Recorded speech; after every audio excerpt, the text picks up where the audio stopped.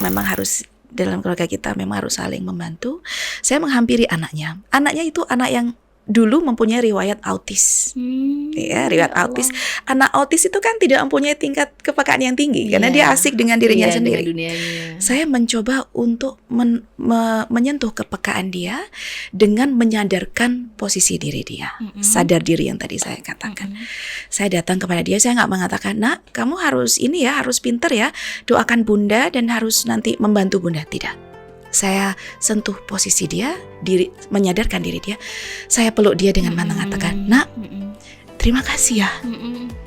Kamu sudah menjadi anak yang hebat untuk bunda.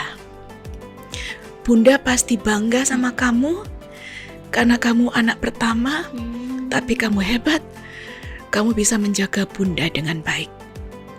Dari situ dia tidak menangis, terseduh-seduh tidak. Tapi air matanya ini keluar seperti keran bocor yang air matanya terus menetes. Ini anak laki-laki, dia tidak menangis. Nah, memang sebaik-baik manusia adalah siapakah orang yang paling baik di antara kalian? Bukan yang sholatnya paling baik, bukan yang puasanya paling baik, tapi siapakah orang yang terbaik di antara kita adalah orang yang paling baik dengan orang lain. Itulah esensi orang yang terbaik. Dan goal dari muhasabah ini adalah kita nanti akan menjadi orang yang paling dirindukan dalam kepergian kita. Itu yang terpenting. Nilai kita ini adalah pada saat kepergian kita atau ketidakberadaan kita, itu akan menjadi kerinduan bagi orang lain. Perilaku yang mungkin tidak seharusnya kita lakukan, itu hal yang sangat wajar dan manusiawi. Tapi ada hal yang mungkin bisa meredam kita untuk menghindarkan kita dari memberikan reaksi yang tidak baik atas hal-hal yang mungkin terjadi yang tidak kita inginkan. Cara yang paling mustajab sekali adalah selalu mengingat dosa. Kadang kita tahu nih ada hal-hal yang gak kita inginkan terjadi. Orang itu luar biasa. Kok bisa dia seperti itu? Kok bisa dia sejahat itu gitu? Tapi kalau kita kembali, kita akan mereaksi kan. Kita kadang berusaha untuk membalas kejahatan orang sebagai itu dia pantasnya memang seperti itu gitu ya. Tapi kalau kita kembalikan lagi bahwa oh iya ya, kita mengingat dosa. Bisa jadi aku melakukan dosa yang lebih besar daripada itu. Apa hak saya untuk menghakimi dia di saat aku sendiri tidak bisa menghakimi semua dosa yang sudah aku lakukan?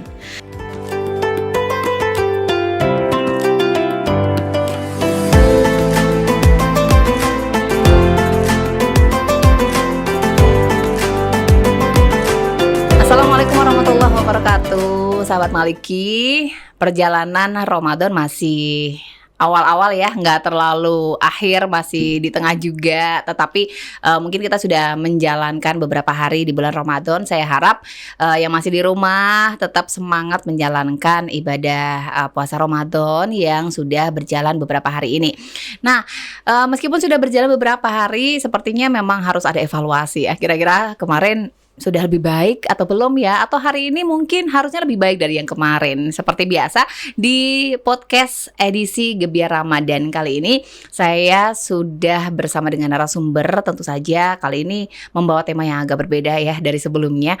Berbicara tentang evaluasi, mengingat apa yang sudah terlewati. Nah, kali ini saya bersama dengan Ibu Profesor Dr. Hajah Lik Raskova Oktaberlina. Beliau guru besar dari Fakultas Ilmu Tarbiyah dan Keguruan dan juga Kepala Pusat dari Kerjasama Internasional. Mungkin saya sapa dulu. Assalamualaikum warahmatullahi wabarakatuh. Waalaikumsalam warahmatullahi wabarakatuh. Apa kabar Ibu?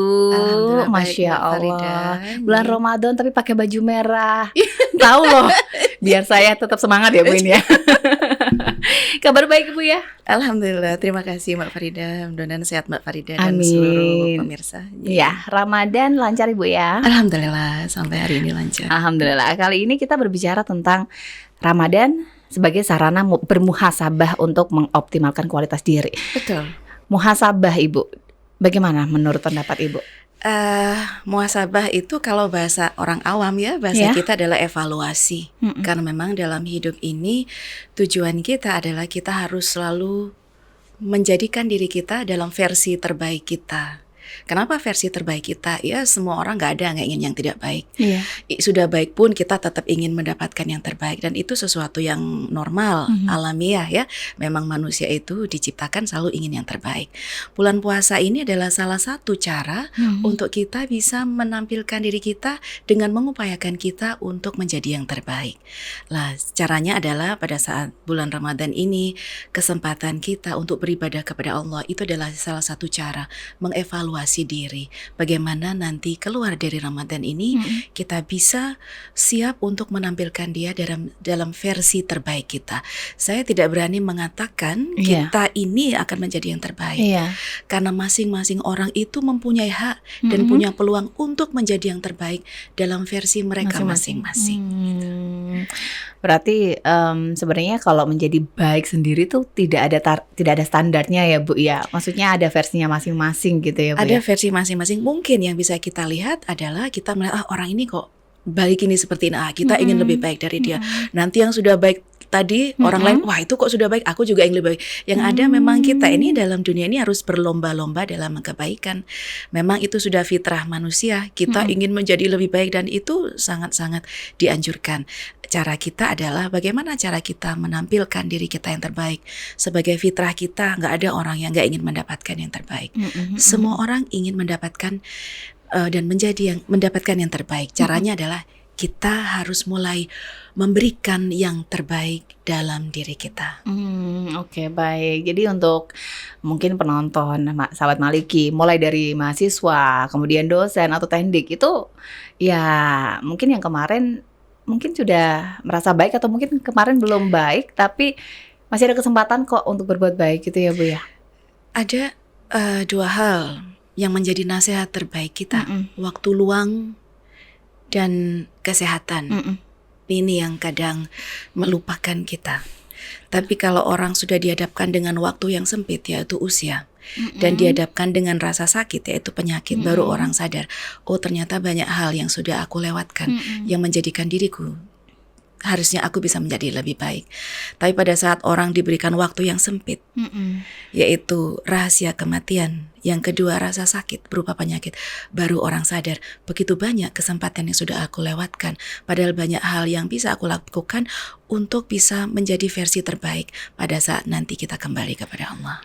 Oke, baik, Masya Allah. Saya jadi merinding sendiri, ingat sendiri ya. Baik Ibu Lika. Kemudian kan tadi pengingatnya ada beberapa hal tadi yang Ibu katakan tentang kesehatan dan juga waktu luang. Betul. Gitu ya Bu ya. Anak-anak sekarang lebih banyak memilih rebahan Ibu. Nah ini harus dipikir ulang ya Bu ya. Betul. Lalu bagaimana mungkin Ibu dari sudut pandang Ibu cara untuk bermuhasabah diri? Ada cara atau tips atau dari versi Ibu nih? Yang pertama, kita harus tahu bahwa Allah itu menurunkan kita ke dunia ini dalam berbagai peran. Makanya kita harus sadar diri nih. Makanya ada istilah kita harus membawa diri dengan baik. Memang kita memang harus membawa, kita harus dengan sengaja dan sadar membawa diri kita. Makanya kalau dikatakan manusia adalah pemimpin, iya. Karena memang kita itu bukan memimpin orang lain, kita harus memimpin diri kita sendiri. Dalam arti kita dan diri kita dua hal yang terpisah. Jadi kadang kita, kamu harus tahu diri loh, kamu harus sadar diri loh, dia itu orangnya, aku tuh harus pandai-pandai membawakan dirimu dengan. Memang kita dua hal yang terpisah antara kita dengan diri kita. Inilah pentingnya kita bermuhasabah. Kita harus sadar diri. Sadar diri apa? Misalnya posisi saya sebagai orang tua, saya harus sadar diri nih. Oke, saya orang tua nih. Saya nggak mungkin memberi contoh yang tidak baik. Saya harus melindungi anak saya dengan baik. Saya harus mempertanggungjawabkan anak saya di kemudian hari di hadapan Allah. Berarti ini yang harus saya upayakan. Saya harus sadar diri. Yang kedua, saya sebagai anak, nanti saya harus mempertanggungjawabkan peran saya nih sebagai anak. Meskipun kedua orang tua saya sudah meninggal, ini pengingat saya, saya tetap harus berperan nih. Peran saya sebagai anak dalam waktu hidup saya, berarti saya harus melakukan seperti ini, meskipun kedua orang tua saya sudah meninggal. Peran yang ketiga sebagai anggota keluarga, saya anggota keluarga nih. Kalau ada keluarga yang sakit dan sebagainya, berarti bagaimana saya harus berperan. Gak boleh dong kita hanya keluarga kita saja, nucleus family saya dan anak, tidak boleh. Tapi harus ada keluarga lain yang memang itu menjadi bagian dari kita. Saya sebagai pegawai, oke. Saya sebagai bawahan nih, nggak boleh dong saya harus melakukan authority yang di atas pimpinan saya. Ada hal-hal yang harus saya, oke, ini saya bawahan, posisi saya seperti ini, dan ini harus saya lakukan. Begitu juga kalau misalnya kita menjadi pemimpin. Pemimpin sekecil apapun, pemimpin di masyarakat misalnya waktu itu dipercaya menjadi ketua dasawisma misalnya, oke, saya pemimpin nih, di bawah saya ada orang-orang yang berharap banyak kepada saya. Oke, di kelas nih, saya pemimpin nih bagi murid-murid saya, mereka datang di kelas dan berharap banyak di menunggu, kira-kira saya bisa memberikan apa dan saya bisa menjadikan mereka seperti apa. Ya, ini harus kita lakukan. Peran-peran ini sadar diri. Satu hal penting yang saya sangat terkesan dengan sebuah cerita. Ada seorang orang tua di padang pasir yang mau berbuka puasa, didatangi oleh seorang pengemis. Kemudian pengemis itu berkata, boleh nggak aku minta kita bagi dong makanan buka puasanya. Akhirnya kakek tua itu memberikan bekalnya, yaitu 1 potong roti kering dan hanya air putih saja. Kemudian pengemis itu mengatakan, aduh saya nggak bisa kalau makan roti kering ini, saya nggak bisa ngunyahnya, saya udah tua. Ya sudah, kalau kamu mau makan enak, kamu bisa pergi loh ke rumah orang yang di sana itu, dia menyediakan makan yang enak. Akhirnya dia pergi ke sana, ternyata betul di sana itu disediakan makanan yang enak-enak dan dia bisa makan. Terus pengemis ini ingat dengan bapak tua yang di sana, dia membungkus makanannya, kemudian mau dia. Terus yang punya rumah mengatakan, ngapain kamu bawa barang-barang itu, sudah kamu makan aja yang enak di sini. Nanti kalaupun kamu mau bawa untuk keluargamu akan saya bawakan. Enggak, saya mau bawakan untuk itu loh bapak tua yang di bawah pohon sana itu. Dia hanya berbuka lewat roti kering dan juga air putih. Apa jawaban anak ini? Itu adalah Hasan ya, dia mengatakan, itu bapakku Ali bin Abu Thalib. Dia adalah khalifah di sini. Memang dia itu hanya makan seperti itu karena dia ingin merasakan apa yang rakyat rasakan. Dia ingin melatih kepekaan dia dengan merasakan apa yang rakyatnya rasakan. Saya kira itulah sadar diri. Harus tahu kita posisi diri kita supaya kita tidak lupa. Makanya ada istilah lupa diri. Berarti dia tidak tahu posisi dia seperti apa dan apa saja yang melekat di dalam dirinya yang harus dia laksanakan. Baik, luar biasa. Sadar diri ya Bu ya tadi ya. Sadar diri ini. Ada juga berikutnya. Mungkin ada ini Bu. Sadar diri tadi panjang sekali. Ya itu mungkin kadang kita lupa ya Bu, di tengah-tengah perjalanan kita sering lupa, mungkin bahkan peran sebagai orang tua, sebagai guru, sebagai putri dari seorang ayah dan ibu atau mungkin kerabat gitu, mungkin kita sering lupa itu Bu. Mungkin ada apa ya Bu ya, mungkin ada pesan lain tadi yang disampaikan juga dari Ibu, mungkin tentang bagaimana kemudian mengembalikan rasa untuk mengingat sama Allah, untuk tentang muhasabah diri itu. Artinya kan kadang kalau kita lupa diri, artinya ya mungkin kita sedang jauh dari Allah juga gitu, dan tidak mengingat apa yang sudah pernah kita lakukan. Bagian dari muhasabah diri lagi, mungkin ada gimana ya Bu untuk mengingat lagi? Ya, ini pertanyaan yang luar biasa ini. Saya jadi merasa minder ini. Aduh. Ternyata presenternya jauh lebih pintar daripada saya. Ini belajar dari guru saya. Mudah-mudahan saya bisa menjawab pertanyaan Mbak Farida yang sangat luar biasa. Terima kasih Mbak Farida. Memang itu wajar dalam perjalanan hidup kita. Kadang kita ingin mendapatkan pencapaian-pencapaian dalam hidup kita. Namun kadang pencapaian-pencapaian itu terhalang oleh kondisi yang kadang tidak seperti yang kita harapkan. Itu yang membuat kita memicu untuk mempunyai perasaan dan yang diikuti dengan respon atau perilaku yang mungkin tidak seharusnya kita lakukan. Itu hal yang sangat wajar dan manusiawi. Tapi ada hal yang mungkin bisa meredam kita untuk menghindarkan kita dari memberikan reaksi yang tidak baik atas hal-hal yang mungkin terjadi yang tidak kita inginkan. Cara yang paling mustajab sekali adalah selalu mengingat dosa. Kadang kita tahu nih ada hal-hal yang gak kita inginkan terjadi. Orang itu luar biasa.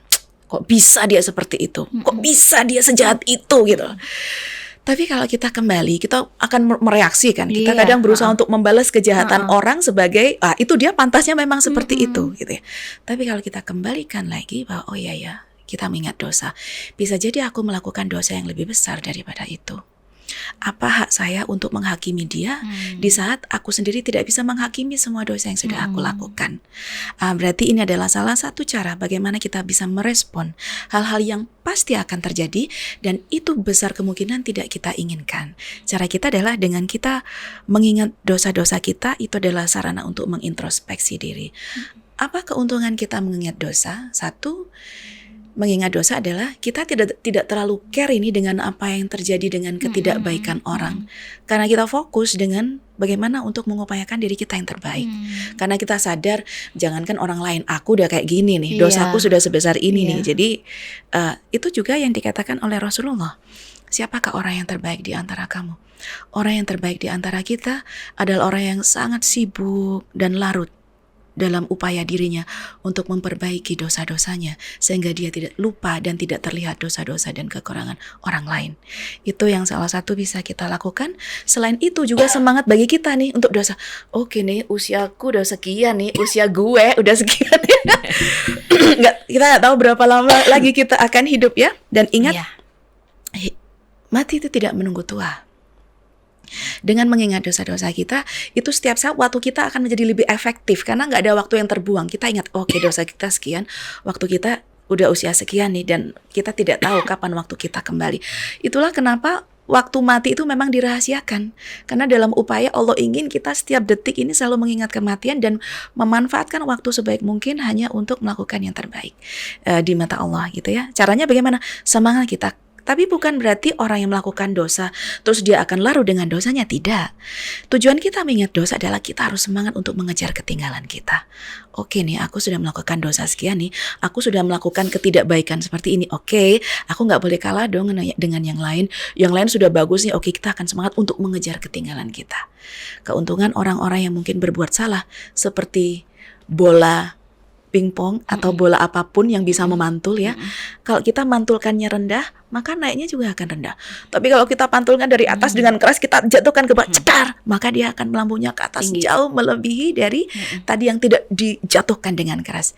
Itulah fungsi mengingat dosa dan mengingat kesalahan kita, supaya kadang kita bisa lebih baik lagi dari orang yang sudah baik. Itu harapan kita. Masya Allah. Jadi selain hanya sekedar mengingat, tadi kita memang perlu menganalogikan sesuatu ya Bu ya, bahwa betul, kayak misalnya tadi ini, ternyata mengingat dosa, mungkin kalau kesulitan dalam mengingat dosa ya tadi, kalau apa yang kita lakukan lemparannya kecil ya baliknya ya mungkin segitu, tapi kalau betul, sekeras itu bisa jadi gitu ya Bu ya. Betul, Masya Allah, betul, luar biasa. Dan termasuk yang tadi, luar biasa kan Mbak Farida. Ini dia. Ini dia ya sahabat Maliki, Masya Allah.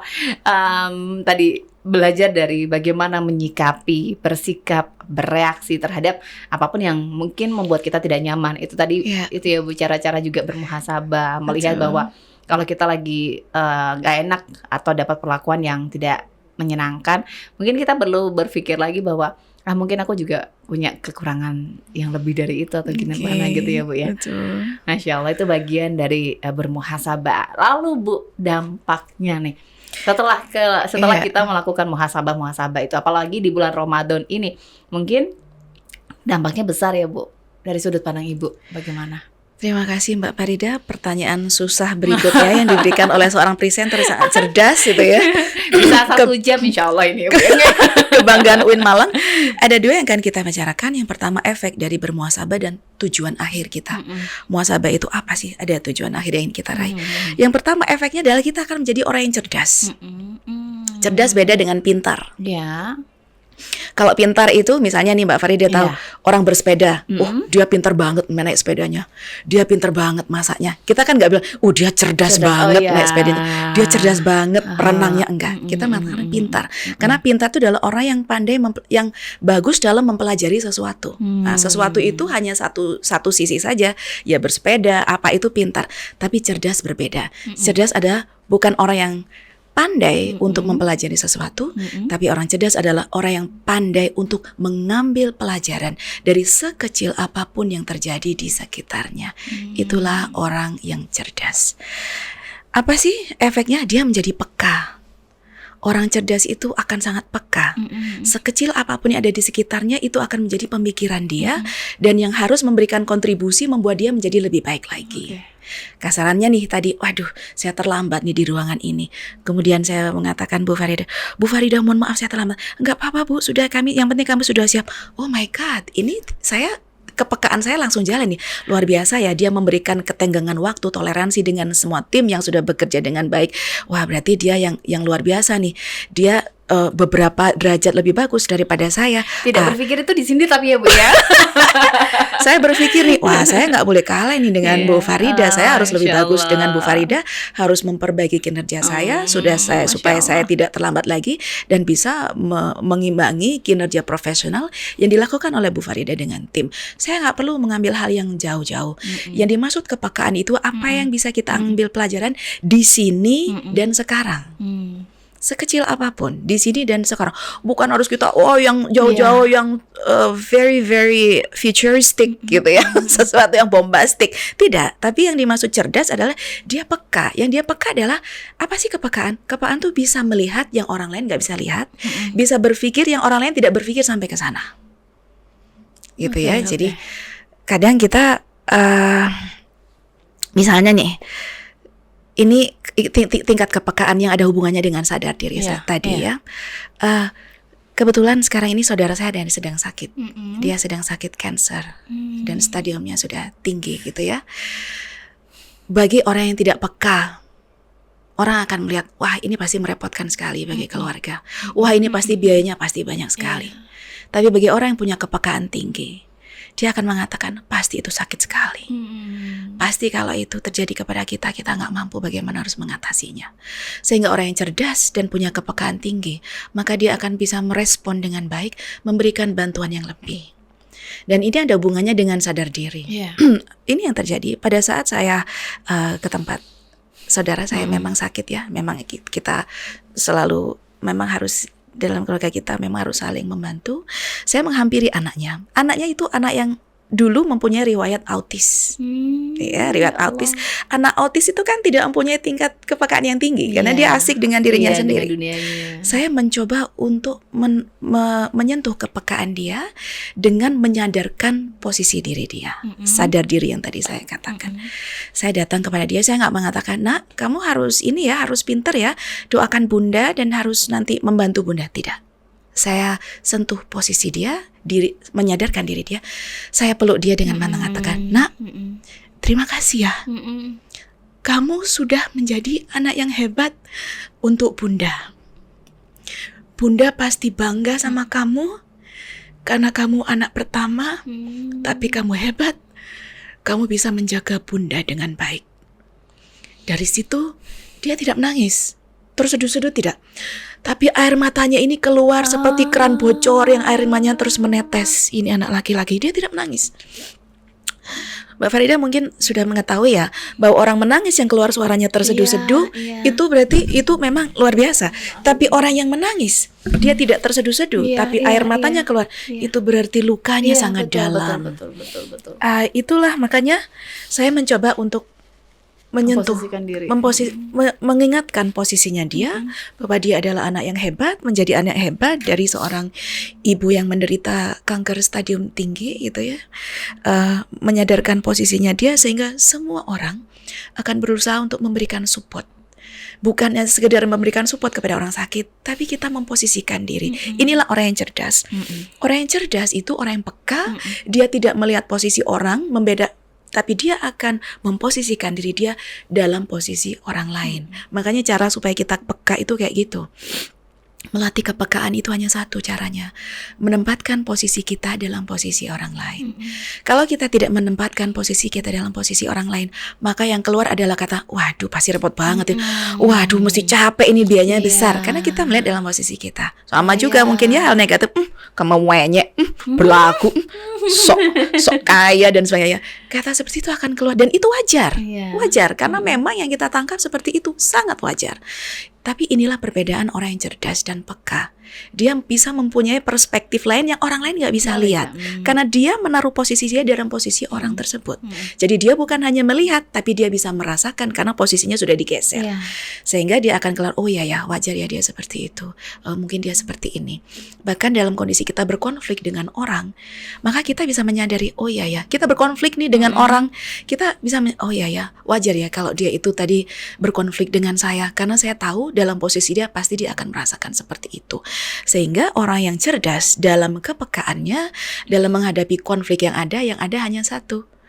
Dia akan meminta maaf karena dia melihat dari sisi dia, pasti dalam sebuah konflik ada sesuatu nih yang kurang dalam diri saya, dan tanggung jawab saya adalah dalam diri saya. Berarti saya harus meminta maaf sebagai pertanggung jawab diri saya dalam membawa diri saya yang mungkin tidak pas dalam diri dia, karena mungkin saat itu kesalahan saya tidak memposisikan diri saya dalam posisi dia atau beliau.